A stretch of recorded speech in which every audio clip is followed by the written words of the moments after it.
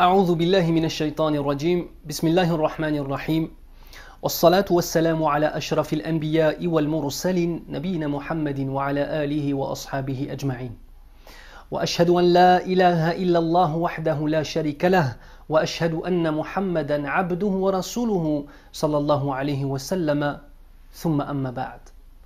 Mes frères et sœurs, bienvenue dans ce nouvel épisode de notre voyage dans le mois de Ramadan, Inch'Allah Ta'ala. Premier des éléments très importants, je veux que nous nous arrêtions sur un terme fondamental de notre mode de vie qu'est l'islam.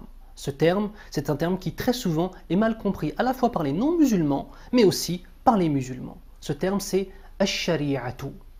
Dans la traduction soi-disant française que l'on donne, c'est la charia. Que signifie ce terme « ash-shari'atu » ?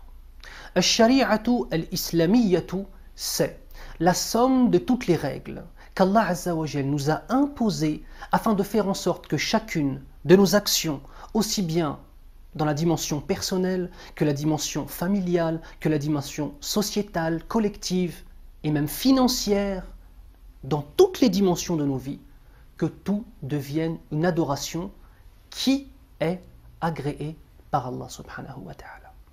Voilà le sens de la charia. Et cette charia est ce vers quoi nous retournons pour savoir comment nous devons faire le siyam, comment faire le sawm. Et cette charia est la voie à laquelle nous devons absolument nous accrocher pour pouvoir arriver à la satisfaction d'Allah subhanahu wa ta'ala, le Tout-Puissant, notre Créateur parfait. À partir de cet élément extrêmement important, qui est la définition de la charia, nous allons comprendre qu'à travers l'accomplissement de ces ordres d'Allah Azza wa Jal, nous allons forcément avoir des résultats, forcément avoir des fruits.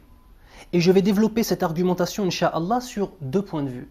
Le premier, c'est la dimension personnelle, le deuxième, c'est la dimension collective. La première des choses, c'est, Allah Azza wa Jal nous dit dans la fin du verset, « La'allakum tattaqun ». Bien évidemment, le sawm est une adoration qui nous amène vers la piété, par les actions que l'on y fait, par l'action même du sawm. Allah subhanahu wa ta'ala nous informe dans un hadith qudsi que toutes les autres adorations ont leur récompense et quant au sawm, il le garde pour lui. Il le garde uniquement pour lui, subhanahu wa ta'ala. C'est une adoration immense qui nous amène, incha'Allah, vers les chemins de la piété. Encore faut-il réellement comprendre le sens de ce sawm, incha'Allah. Deuxième chose par rapport à la dimension personnelle, c'est la patience. As-sawm est une madrasa, est une école, est un minhaj, est une méthodologie qui nous enseigne ce qu'est la patience dans l'adoration. La patience dans l'adoration, c'est le fait de comprendre qu'Allah Azza wa Jal nous aime, qu'Allah subhanahu wa ta'ala nous donne l'occasion de pouvoir nous rapprocher de lui et par cela d'accéder au paradis, incha'Allah ta'ala. Alors, en vue de cette récompense immense, le musulman patiente sur la difficulté ou pseudo-difficulté de cette adoration, qui est as-sawm. Wa qala an-nabi sallallahu alayhi wa sallam, as-siyamu nisfu as-sabr. Le siyam, c'est la moitié de la patience. Autre dimension extrêmement importante, c'est que celui qui jeûne, celui qui fait le sawm, comprend forcément qu'il ne possède rien. Comprend forcément qu'Allah Azza wa Jal possède tout. Allah Azza wa Jal nous dit dans le Coran al-Karim, Bismillahir Rahmanir Rahim, Ya ayyuhan nas, antumul fuqara'u ila Allah, wallahu huwal ghaniyyul hamid. Allah subhanahu wa ta'ala nous dit dans la traduction du verset, ô vous les hommes. Et ici, c'est un message qui est adressé à la fois aux musulmans et aux non-musulmans. Ô vous les hommes, ouvrez les yeux sur cette réalité qui est que vous ne possédez rien, que vous êtes des indigents, que vous êtes des pauvres, alors qu'Allah Azza wa Jal possède tout. Wallahu huwal ghaniyyul hamid. Et Allah Azza wa Jal est celui qui possède tout par excellence et qui mérite la louange par essence.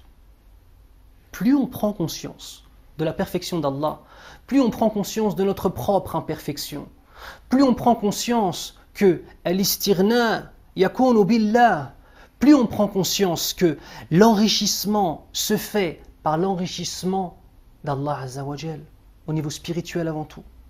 Et plus on va comprendre qu'il faut avoir al-iftiqaru ilayh, on doit avoir conscience qu'on ne possède rien et qu'Allah Azza wa Jal, lui, subhanahu wa ta'ala, possède tout.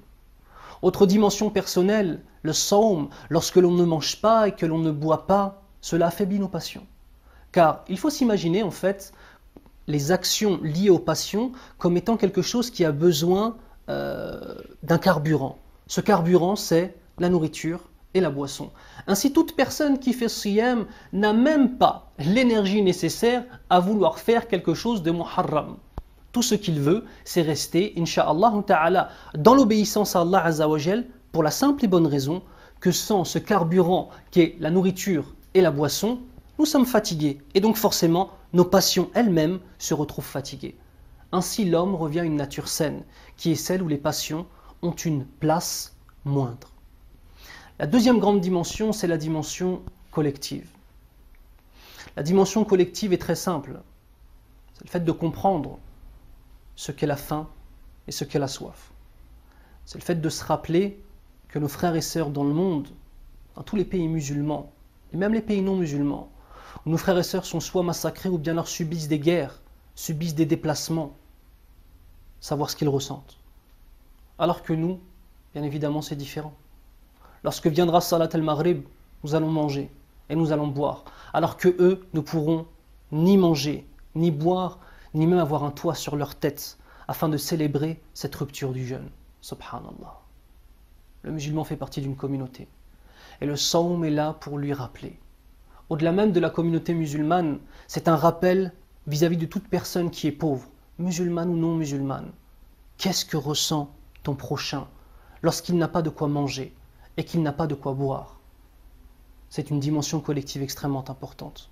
Enfin, le dernier aspect par rapport à cette dimension collective, c'est le fait, si nous avons compris que les musulmans dans le monde, beaucoup d'entre eux n'ont pas de quoi manger et n'ont pas de quoi boire, on se doit aussi de comprendre, et c'est très important, que ce que nous avons comme ni'am, comme bienfait qu'Allah Azza wa Jal nous a donné, nous ne devons jamais, jamais le gâcher. Le gâchis pendant le mois de Ramadan est une institution dans la communauté musulmane, malheureusement. On se doit forcément de cesser cet acte qui déplaît à Allah Azza wa Jal. Allah Azza wa Jal nous dit dans le Coran al-Karim, Wallahu la yuhibbul musrifin. Allah Azza wa Jal nous dit dans la traduction du verset, Allah n'aime pas les gaspilleurs. Mon frère, ma sœur, le but, lorsque tu vas manger à la fin de la journée, c'est uniquement de reprendre assez de force pour pouvoir adorer Allah Azza wa Jal. Pas plus, Yahri. Pas plus. De même, tout ce gâchis est lié toujours à une autre chose. Le fait que nos femmes passent toute leur journée dans la cuisine à préparer des plats dont la moitié va finir à la poubelle. Subhanallah. Alors, Ikhwan, craignez Allah Azza wa Jal. Et je me dis à moi-même ce message, je dois craindre Allah Azza wa Jal. Craignons tous Allah subhanahu wa ta'ala dans ce qu'Allah Azza wa Jal nous a donné de bienfaits. Ne cloîtrons pas nos femmes à la cuisine pendant des heures et des heures, alors que pendant ce temps-là, elles pourraient adorer Allah Azza wa Jal. Les mères de nos enfants ont aussi, tout autant que nous, si ce n'est plus, besoin de s'élever et de se purifier. Et deuxième des choses, cessons de gâcher. Sur ces paroles, Subhanakallahumma wa bihamdik, ashhadu an la ilaha illa ant, astaghfiruka wa atubu ilayk.